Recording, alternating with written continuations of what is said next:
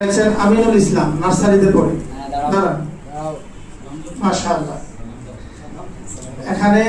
এখানে একটু দেখার বিষয় হলো, একটা হচ্ছে প্রাপ্ত নাম্বার। এই প্রাপ্ত নাম্বার হচ্ছে প্রত্যেক যে ছেলে যে কার্ডটা পাবে ওই নাম্বারটা হচ্ছে ওর নিজের। আর সর্বোচ্চ নাম্বার একটা আছে পাশে, এটা হচ্ছে ওই ক্লাসে তার থেকে কে বেশি পাইলো বা নাম্বার কত বেশি পাইলো, এটা একটা ধারণা নেওয়ার জন্য আমরা পাশাপাশি সর্বোচ্চ নাম্বারটাও দিয়ে দিলাম। তাহলে আপনি একটা অনুমান করতে পারবেন যে এই সাবজেক্টে আমার বাচ্চাটা আসলে কতটুকু বেশি পেলো কতটুকু কম পাইলো, এটা ধারণা করা যাবে।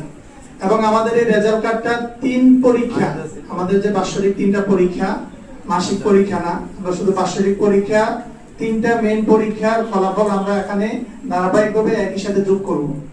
আমরা এখানে এখন প্রথম সাময়িক পরীক্ষার নাম্বারটা আমরা এখানে উঠাইছি এবং আবার দ্বিতীয় সাময়িক পরীক্ষা এই কার্ডের মধ্যে উঠানো হবে এবং ফাইনাল বার্ষিক পরীক্ষার এই ইয়াটাও এখানে উঠানো হবে এবং 3 পরীক্ষার রেজাল্টটা একসাথে যোগ করে যারা ফার্স্ট হবে তাদেরকে আমরা চূড়ান্ত এই ফার্স্ট হিসাবে, ক্লাসের ফার্স্ট হিসেবে আমরা ধরে নিব ইনশাআল্লাহ। এজন্য এখন যারা ফার্স্ট হয়েছে তারা তো নিঃসন্দেহে খুশির ব্যাপার, কিন্তু এটা চূড়ান্ত খুশি না। কারণ সামনের পরীক্ষা যদি আবার ওর নাম্বার কমে যায় তাহলে কিন্তু অন্য কেউ তাকে হয়তো এটা তার উপরে চলে যাবে, মানে তার রেজাল্ট থেকে তাকে হয়তো সে 1 নাম্বার হয়েছে, সামনের পরীক্ষা আরেকজন 1 নাম্বার হয়ে যেতে পারে। তো সকলের মধ্যেই প্রচেষ্টা থাকা দরকার।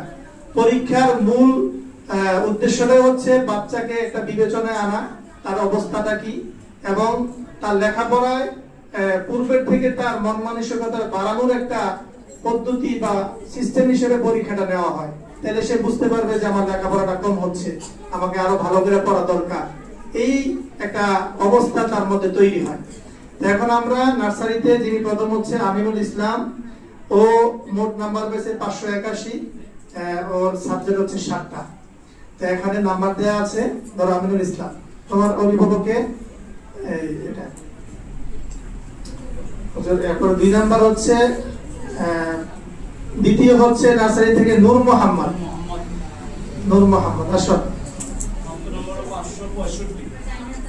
নূর মোহাম্মদ। তৃতীয় হয়েছে নার্সারি থেকে জান্নাতকে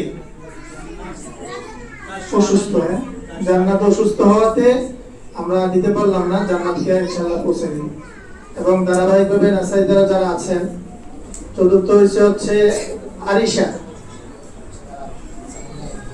আরিশা হচ্ছে চতুর্থ। এটা ছিঁড়া যাবে না, এটা আবার জমা দিতে হবে। এটা তোমার অভিভাবককে দেখাইয়া ডান হাতে নিবে, ডান হাতে।